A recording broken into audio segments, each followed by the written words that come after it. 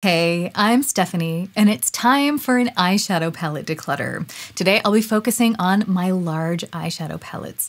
Before we begin, I just want to remind myself and others that the goal of this declutter is not to simply create more space just so I can fill it again with more stuff. Ideally, I would like this to be a very thoughtful declutter where I remind myself of all of the beautiful things that I have and then create more time and space for me to enjoy those things by removing some of the things that hold less value to me. I didn't stress out about any of the decisions in this declutter because I have what I am calling my time will tell box. Anything that I declutter goes into that box where it is hopefully out of sight, out of mind. And that gives me time to live with my decisions and my newly decluttered collection in peace to see if I really miss anything. I've been doing this with every category, my lipsticks, my blushes, my bronzers, everything. And it's been working really well for me as someone who's always had a little bit of difficulty decluttering things. And I have found myself reaching into that box every once in a while because I actually did miss something. But more often than not, when I opened the box, it was actually to put something else in, to declutter even more. And one last side note before we begin, I filmed the declutter portion of this video months and months and months ago. So I've actually since emptied the Time Will Tell box and everything in it has been rehomed, which means I have been living with my permanent decisions for quite a while now, and I will be sharing my decluttered entire collection soon. So if you want to see that, make sure to subscribe. Now it's time to look at some colored dirt. Welcome to the absolute chaos that is my eyeshadow palette declutter. I'm not exactly sure where to start, so I think I'm gonna look for some easy decisions to kind of get the momentum going, and I see two right here. I've got this palette from Tarte. It's called the Make Believe in Yourself palette, and this was long my fun, colorful palette, the only fun, colorful palette I had, and I really enjoyed this, but I think I know someone else who would enjoy it more, and so I am going to pass this on. I think it's time. Then we have this palette, and I was so excited when this one was decluttered to me because I really wanted the Hindash Monochromance palette. It's that pastel palette. Either that or I was kind of tempted by the Natasha Denona pastel palette simply because of its interchangeable format, but the Hindash version actually looked like it might appeal to me a little bit more. And when I was given this, I was like, I don't need any of those palettes because I have this now. The only problem is this palette doesn't work. I've tried everything. I've tried using a white base, a light base. I've tried matching the base. Like I had an eyeliner that was in this color and then I put this powder over it and it just looked like a patchy mess. This palette, unfortunately, just never worked for me. So this is an easy pass. This one, I know who it's going to, so that is an easy decision. And we've already got two down. Okay, then I see this one, the Anastasia Beverly Hills Sultry palette. And this was my go-to stage palette for almost every tour before the pandemic anyway. And I enjoyed this palette so much, but I've tried it a couple of times. I was playing with it last year, I was playing it with this year. Unfortunately, these shadows just don't perform like they used to. So I think this is actually time for it to go to the trash, but I feel okay with that because I got so much use out of it. I really enjoyed it while I had it. I valued it and I used it. So this, I can say with gratitude, it's time for it to go. Next, we have a couple of ColourPop palettes. We've got Limoncello, and to be honest, I'm not sure if this is entirely the Limoncello palette because I do tend to play around with single shadows a lot. And I really liked this palette just looking at it like this, but every single time I have ever used this palette, the looks pulled a little bit too orange. And the thing is, I like an orange look sometimes, but for some reason, whenever I went to use this palette, I wasn't going for that very orange look, and this just never was what I was looking for. And so I think I should give this away because, I mean, look how pretty this is, and it works really well. It's just never what I want it to be when I reach for it. So I think this one can go. These two, I was the victim of franchising. And I've got the Child palette and I've got the Mandalorian. The Mandalorian is much more my color story, I have to say. This mustard color is great. I like these. I'm also not entirely sure how much of this palette is intact because I have been known to switch things out. But I have to say, this palette is nice, but I have shimmers and foiled shadows that work better for me than these do. So I think what I'm going to do is give this away just because I'm not using it and these things need to be used. The Child palette, on the other hand, I think I might keep because this shade right here, this shade right here, these colors here are things that I often want. I see a palette and I say, oh, I want that palette. And then instead what I do is I open up this palette and use the colors that I want from the new palette on the market. And I just go in here and use it. And I have to say, it's the same thing. I'm not that crazy about the quality of the shimmers here. I feel like maybe it's just because my eye skin is maturing, but I feel like these don't sit that well on my eye anymore, but I still very much enjoy the mattes. So I think I'm going to keep the Child palette for now. Next, we have this Urban Decay Born to Run palette, and I always liked this. I thought this might have been Urban Decay's best palette. I really liked the packaging of this. It was so easy to travel with, and the color story was great because there were neutrals in here, but there were also colors that I could use, and this was such a fun travel palette. But the reality is that other than this color here, which is kind of tempting me. Oh yeah. Oh, see, yeah. This is like the one color in this palette that gets me every time. Every single time I think of decluttering it, this is the one shade that gets me. So it's doing the same thing again.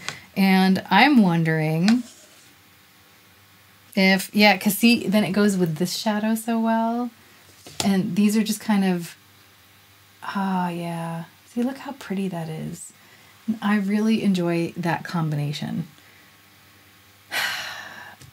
I'm going to think about this for now. This is going to go on the chopping block because if I can't find anything like these two in my collection, it might be worth keeping. But other than that, I honestly think I can get every other thing that I need out of this palette from something else here. Since we're thinking about this issue and I have the swatches on my hands, I'm wondering if I could find a solution to the problem in this stack of VISEART palettes.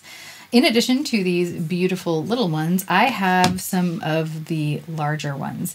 And this is what I think of as my stage stack, because these are the things that typically come on the road when I'm doing very specific stage looks. So let's take a look at these for a second. So I have the brights, and even though there's a teal in here, this is, I think, a little bit brighter than this teal is going to be. Yeah, look, a little bit brighter is an understatement. So that doesn't work as a dupe for that at all. Although I could mix it because I do have this darker matte palette. And so I'm wondering if I say maybe take a little bit, if I grungify it with maybe a little bit of this color here. Yeah, I can actually get a pretty grungified look. Okay, so we have this matte shadow. I can dupe if I get creative. And since a lot of these palettes usually come with me together, I can get creative. So that is taken care of. But what about this sparkly shade? Let's see if we can do the same thing with that one. So I've got this, what is it called? The Bohemian Dream palette. And we've got this sparkling blue, which I will swatch here. And that's, of course, much brighter, more blue. And I'm wondering if we combine it with one of my shades from the Bijou Royale palette. Maybe we can grungify it a little bit with this. It's hard for me to get it on camera and see what I'm doing. But yeah, it's a little bit different, but you know what? I think I can get it enough the same. I think that I can say goodbye to this palette because it seems a shame to keep the whole palette just for these two colors, if you know what I mean. So this one's going to go as well. But this VISEART stage stack is definitely going to stay because this is regularly used. Now, what about these two VISEART palettes? I have a feeling I'm not going to say goodbye to these because, oh, look at this. Purples make my eyes look green. So I really like these pops of purple, and this shade here, this is such a cool shade. Let's see if I can get it to pop on camera. No, it looks boring on camera, but it's not. It has this beautiful like lavender flash that I can't show you because it's one of those duochromes that needs specific light to really do its magic, but that is a shade I love to play with. This is another shade that's just really fun because it's so vivid. This is also really fun, and this palette goes together so well. It's so well thought out. This is the VISEART Violette Étendu palette, and I really, really like this one, so it's staying. And I know for a fact that this is going to stay. This is the Cashmerie palette, and I mean, it's like a nude purple leaning dream, which is exactly what I like. So this is definitely going to stay as well.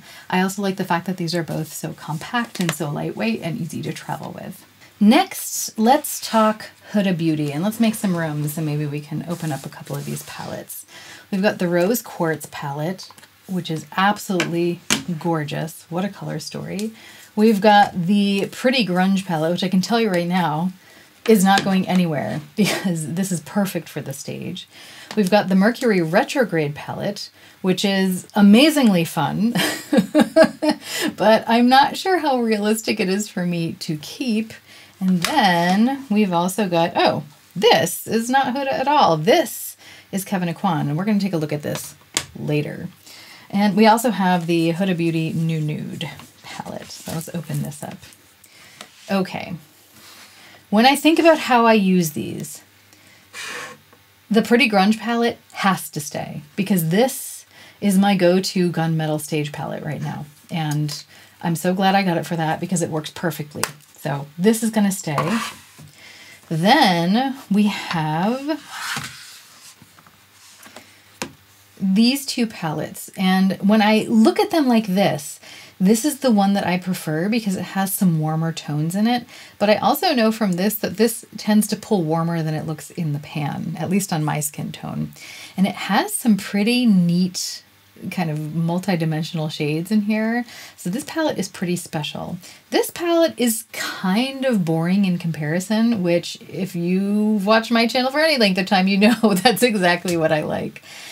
But here's the thing, all of these kind of pull almost the same shade of pink on me. There's actually not a whole lot of variation in this palette. There's not enough depth. I feel like it doesn't go light to dark enough or well enough.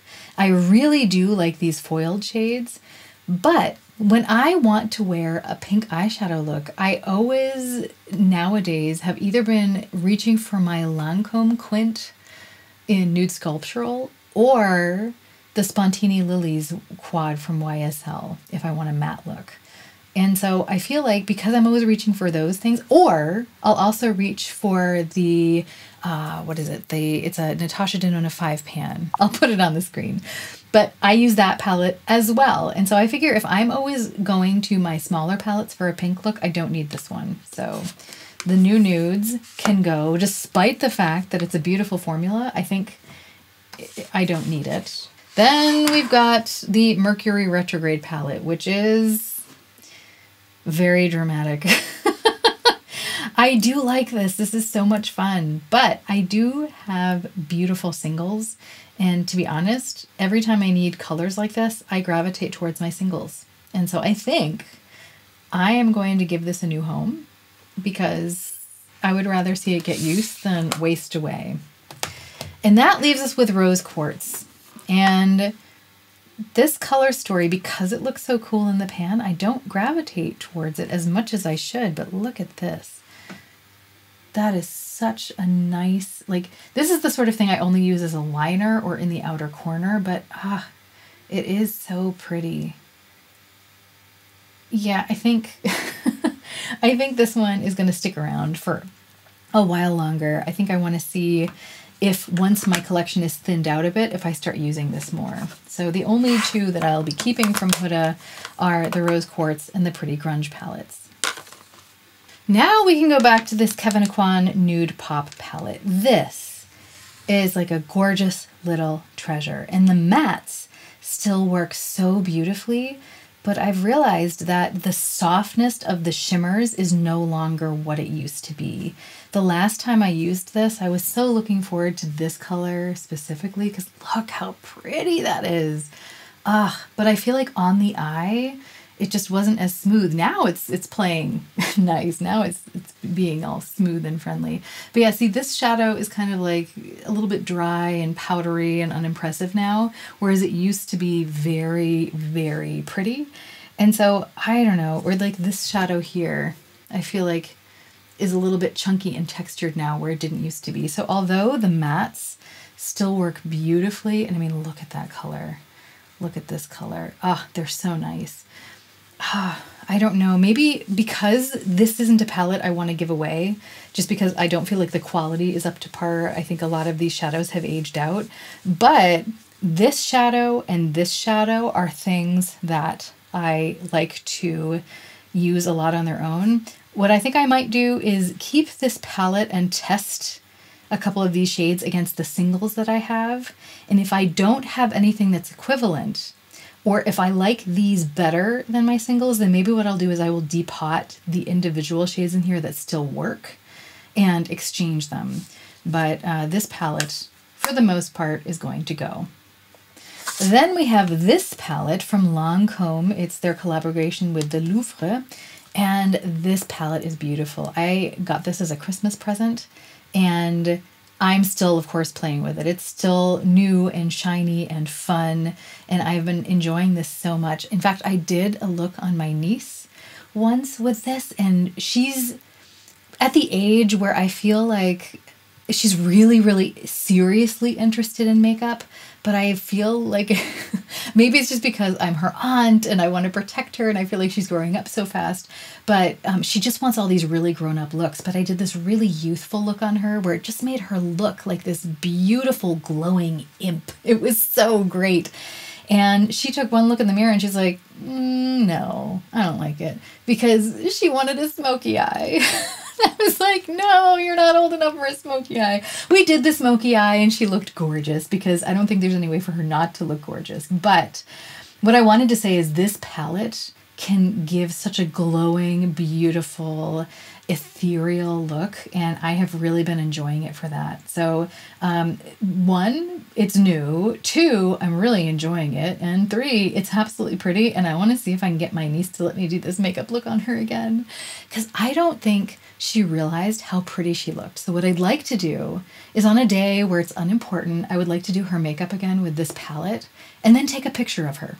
And that's it. She can wash it right off again after that. But then maybe if she looks at it with a bit of distance, she might see how beautifully this just slightly enhanced her features and gave her a natural, glowing, ethereal look. But yeah, this palette's a keeper. Then we have this palette from Gucci. And this is so pretty. Just the component, just looking at it, I enjoy. And every time I'm just going into town, this is my I'm going into town palette. When I'm going to be running errands in the fancy part of Munich, this is what I wear. I don't know why. It is just this palette. And that's enough for me to want to keep it, because I don't know. I like having this relationship with this palette. Sometimes I'll even go all out and do the blue. Like, I surprise myself sometimes. So I'm going to keep this thing. I have seen so many people declutter this, and one of the reasons I hate this palette is this shadow. So you know what I might do? I might dig this out and I might replace it with something else because this one shadow is the poopiest shadow ever. So I think I'm going to get rid of that so I can just have a 100% perfect palette.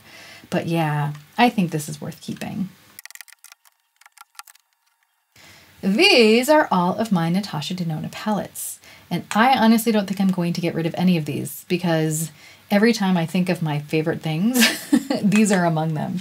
Especially, first and foremost, this one, the original gold palette. Now you might notice that the golden palette, the new one, is not in here, and that's because I bought that palette for my channel. So I haven't yet decided whether I actually want to keep it in my collection or not, and because it's not yet part of my collection, I can't use it as part of my declutter. But this palette is my favorite. It is most certainly not getting decluttered, and even the new golden palette wouldn't be able to replace it because this Dijon is one of my favorite shadows, and the combination with the teals is just unbeatable. So this one's definitely staying. We've got the Glam palette, which is just a cool toned masterpiece. This is, it's so easy to create a beautiful eye look with this, and it's all neutrals. I feel like I'd be insane to declutter it. Then we have another one of my favorites, which is surprising because it's so colorful. The Lila palette. I'm obsessed with this. This is also one of my favorite palettes of all time, I think, and I really enjoy it. But now that I'm thinking of it, a lot of my favorite shades in here are also in the Retro palette.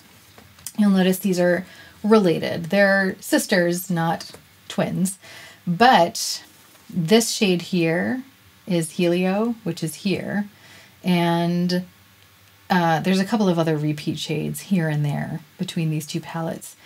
And I do find that I always reach for this one.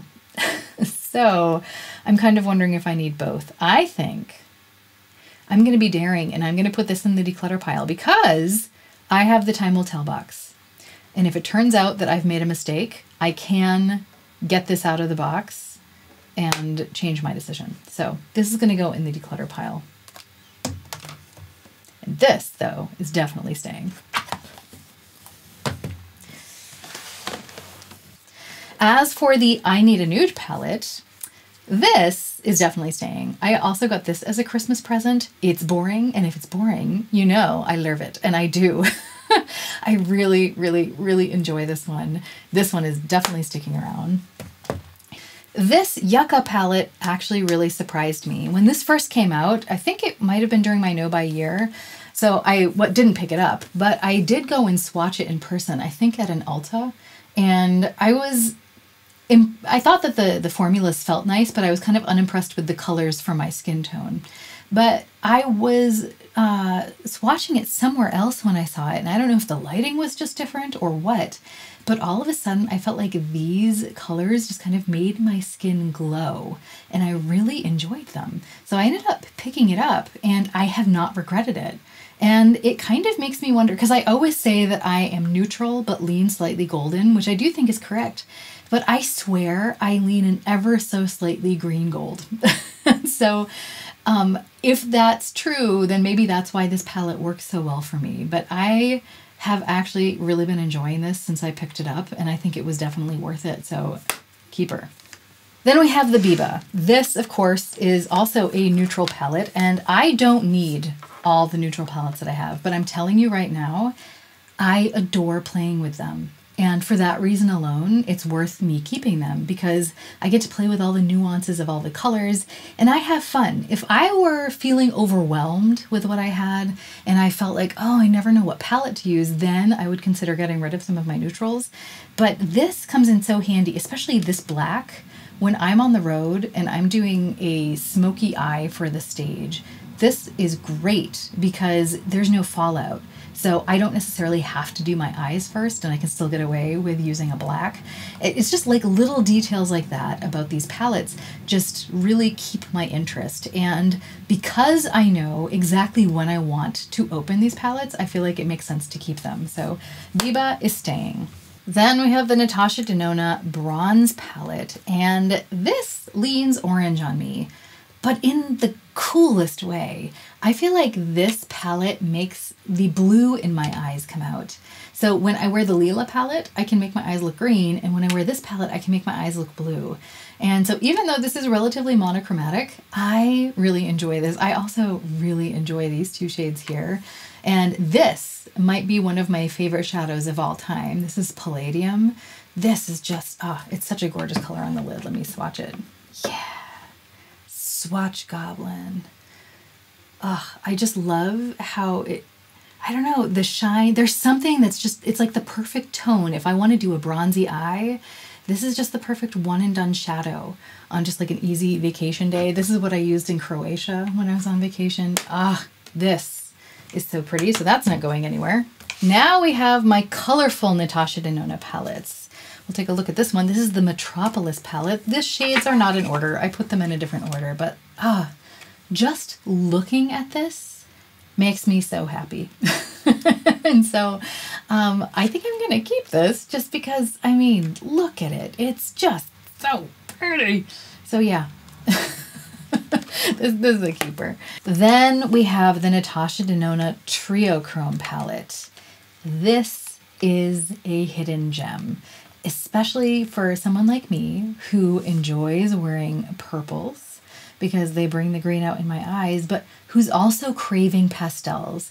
The truth of the matter is pastel eyeshadows are so hard to get right, just formula-wise.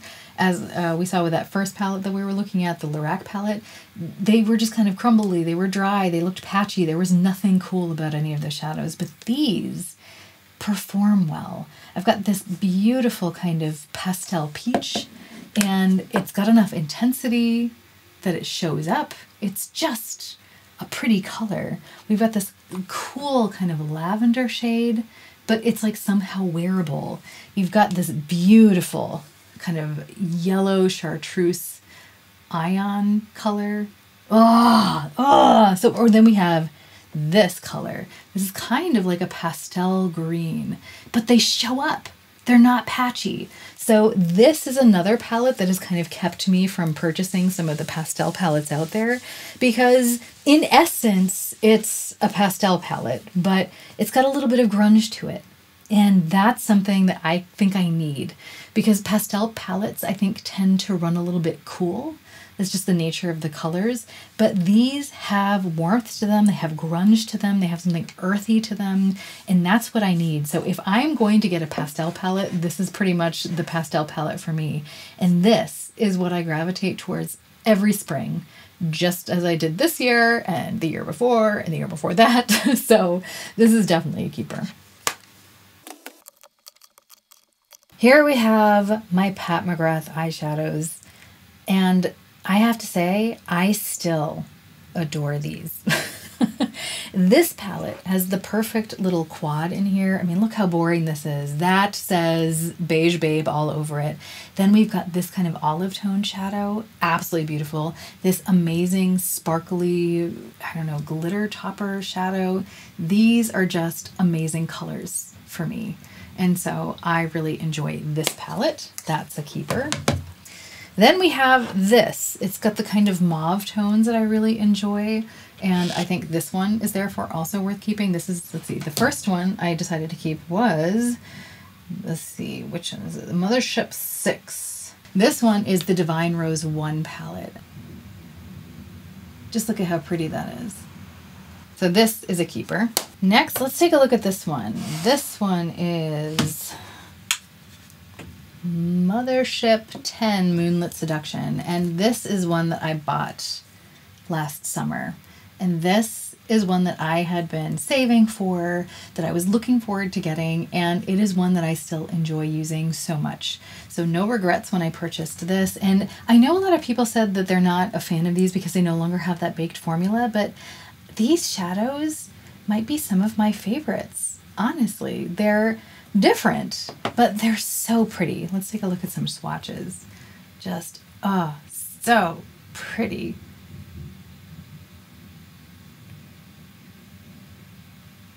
So what about these? Now, you would think that me being the beige babe I am, that this would be my favorite Pat McGrath palette, but somehow it is not. However, I still really like it. My favorite shades are probably this one, this one, this one, and this one, although these two are great. And you'd be surprised at how much I use this red shadow. Also, at how often this one red shadow has prevented me from buying something similar from another company. So it's also got a value in that, but I really like the shine of that one, but also just how red it is. I can get some pretty dramatic looks out of this palette, so even though it's not my favorite Pat McGrath palette, I'm going to be keeping that. And this one kind of surprised me that I wanted it so much, but every single time I would pass by it in store, I was just like, there's just something calling to me about this color story. And that's so strange because I'm not really necessarily a cool toned person, but oh my goodness, some of the looks I can get with this are just so fun. Just look at that shade. I think that might be my favorite one in the palette. Although you'd also be surprised how often I've used this as a liner. I actually have an Urban Decay liner in this color, and what I'll do is I'll use that liner and then I'll use this as a topper to add some sparkle. Because, I mean, let's see if I have a free finger here. Because look at the color of that. Isn't that great? So I enjoy this palette too. Surprise, surprise. And that leaves us with this. This was a holiday palette. Which one? The Mothership Mega Celestial Odyssey palette. This is a gorgeous palette that I would keep just because it's gorgeous and I like so many of the shadows in here, but I think I would honestly, it would be worth keeping it just for this shade because just look at that color. I love how it's kind of a light, easy spring seafoam green, but it's got those golden glimmers in it that just give it something magical. And this shade as well, whatever it's called, this is so much fun. Let's see if I can get a good swatch of that. I did a bad job swatching it, so it looks a little crumbly, but oh my gosh, that is so fun on the outer corner or as a liner. Ah, yeah. So once again, keeper.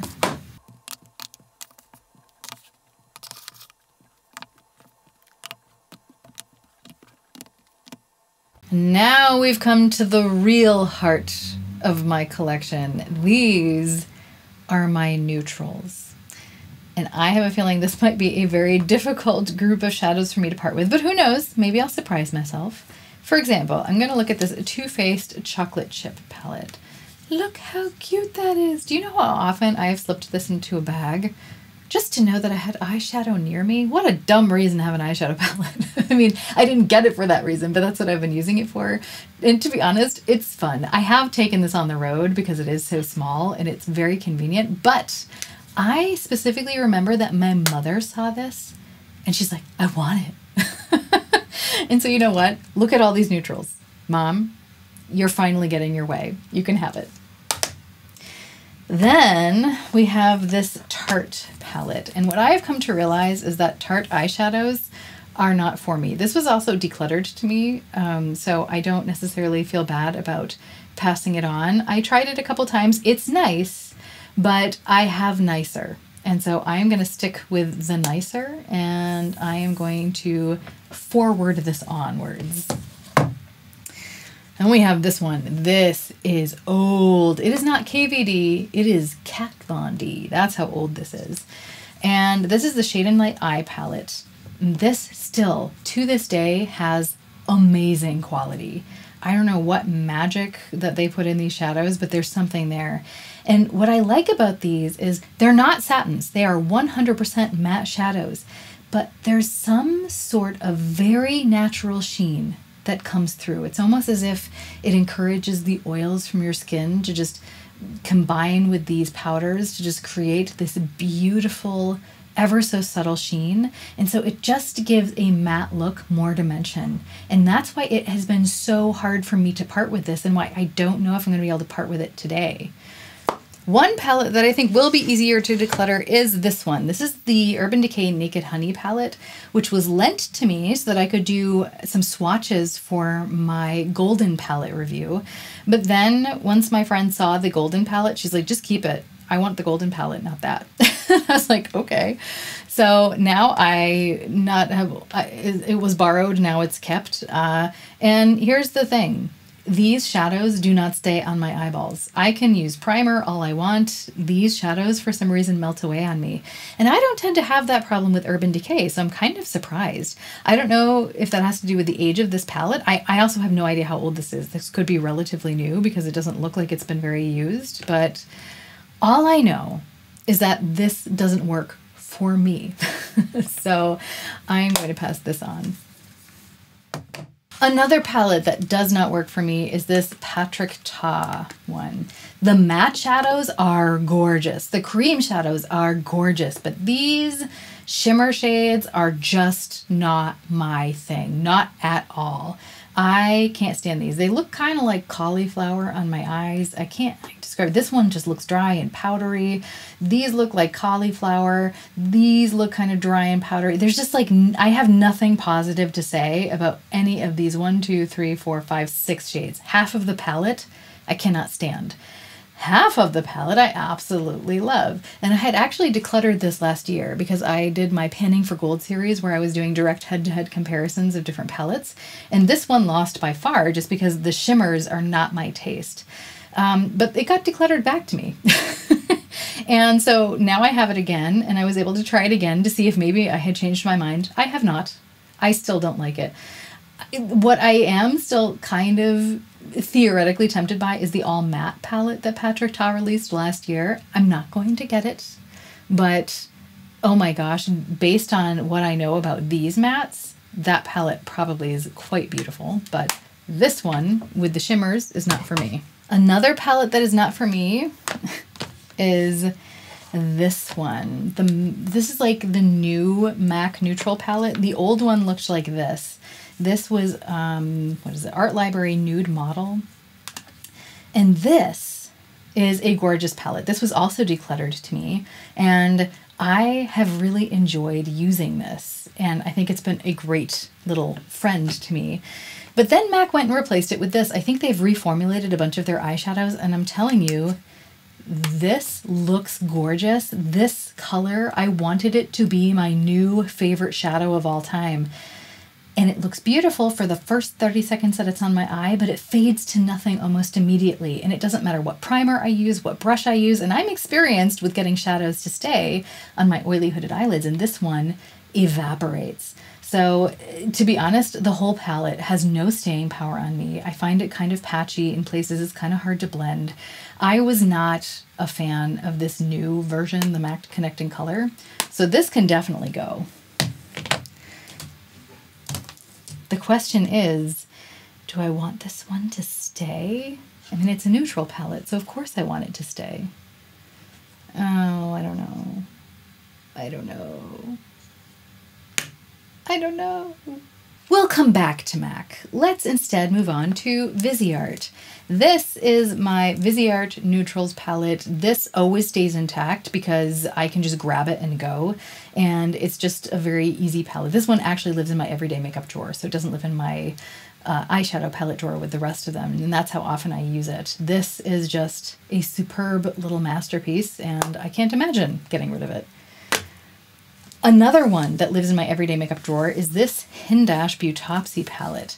Kind of weird looking, and to be honest, I wasn't all that attracted to it because of the way it's set up. It just didn't look very aesthetically pleasing to me. But the truth of the matter is, these work so well. If I want to look like I'm wearing no makeup at all, but yet I want to contour my face and add a little bit of color, this palette does everything. It is a true full face palette. It looks gorgeous. There's some kind of magic in here. Definitely keeping. When it comes to my lethal neutrals, these are definitely keepers. I want to actually go through these and maybe go through my neutral singles and see if I can add these to my neutral singles large palette. And that way I can have all of my single eyeshadows in one place. But until that point in time, I'm going to keep my lethal neutral palette intact. And I think I'm going to start calling it what my friend Zach suggested. And it is now henceforth will be known as Bludgeoned by Beige. It has been christened. This palette is by Vanity Makeup. It is called the Signature Palette. And this, I can't believe no one ever talks about this because it's kind of a neutral lover's dream. These are such lightweight powders, and these, I don't know, they're like diamond shadows. They are so sparkly. They are the most beautiful toppers. This is one of my favorite palettes. It would be in my everyday makeup drawer if it would fit in there, but look, it's just as honkin' big and untransportable as the Pat McGrath shadows. So as beautiful as this packaging is, part of me wishes it wasn't quite as thick as this so that I could take it traveling because, I mean, I could do amazing smoky eyes for the stage with that shade. And I mean, these colors, oh, it's so good. And then there were 3. Let's see. Let's look at this Too Faced Born This Way palette. These. First of all, I like the fact that I can just fold over the back, no problem. This is how I always use this palette. Second of all, I love that there are brownie pinks here. I think this is the only neutral toned palette that I have that leans so warm pink, yet is still completely neutral and brown. And that is really special about this. The shimmer shades are fine, but they're not really my cup of tea. What I'm really here for with this palette is the mattes. And it's kind of hard for me to say goodbye to this palette because I enjoy the mattes so much. But the shimmers, I don't know, they're only like 75% of what I would want. So is it worth keeping? Ooh, I don't know. You'll go back next to the MAC for now.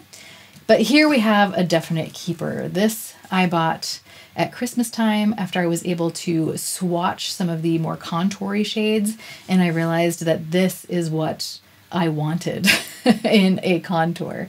And so since then I purchased it, and I have been using it for contour, but to be honest, this has been much more of a brow eyeshadow kind of, yeah, chiseling palette. This is a full face palette for me, but I keep it in my eyeshadow drawer because I think of it as an eyeshadow palette that I just use all over my face. So this is definitely a keeper. Now what to do with you. I have long really loved the sleek format of this MAC palette. Just look at it. Look how boring this is. This is me in a nutshell. But at the same time, I don't necessarily feel like these shades are original to my collection in any way. And this shade here, this one dark kind of purpley shade, is quite patchy. I can make it work and I can get it to look very nice, but it does take some work. And I'm thinking that maybe perhaps it is time to let it go. So we'll put that in the to-go pile. This palette, on the other hand, has that distinct advantage of the warm pink base, yet it being a neutral palette. And that is making it really hard for me to give up, especially since I decided to give away the Huda Beauty New Nudes. I feel like this is a more neutral version of that palette, and therefore I feel like this one kind of works better for me. So maybe I'll keep this. Yes, I feel good about that decision. And I know there's going to be some haters in the comments saying this palette's too old, but you know what? It still works, and my eyes haven't fallen out of my head yet, so also keep her.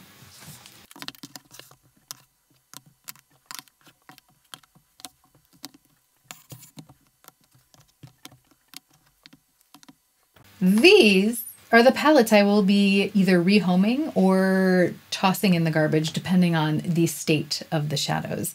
So in total, that is 1, 2, 3, 4, 5, 6, 7, 8, 9, 10, 11, 12, 13, 14, 15, 16 palettes will be leaving my collection. And in comparison to the, I have to count how many I'm keeping, that doesn't seem like a lot, but I think this is a good move. I'm wondering if this one is going to stay decluttered. This is the Natasha Denona Retro palette, because I don't know. We'll see what the time will tell box says. Perhaps once it's gone, I won't think of it again, because every time I want to do a look like this, I reach for Lila anyway. And if that ends up being confirmed, I will be happy to let this go. I somehow lost the footage where I counted the palettes that I was keeping, but if I remember correctly, I kept about 32, which means I decluttered 33%, or 1/3 of my eyeshadow palettes. As someone who's pretty obsessed with eyeshadows, I think that's a decent job, but the question becomes, Will the remaining palettes fit into the space where I am now planning on storing my makeup? Because the ultimate goal of this entire collection declutter was not only to remind myself of what I have and to appreciate it more, but to give myself more time and space to enjoy it by making it easy to organize, easy to access, and easy to clean, which means I do not want to be stuffing things in drawers and I want everything to be easy to see. If you want to find out what happens and see my final makeup organization setup, I will be filming that soon and would love to have you virtually stop by and see it. In the meantime, maybe you want to hang out and talk about this. Thanks for hanging out. If you enjoyed this video, please like, comment, subscribe, all that jazz. But even if you don't, I hope you have a great week and we can all remember that even stumbling can be a form of moving forward. So let's stumble in style.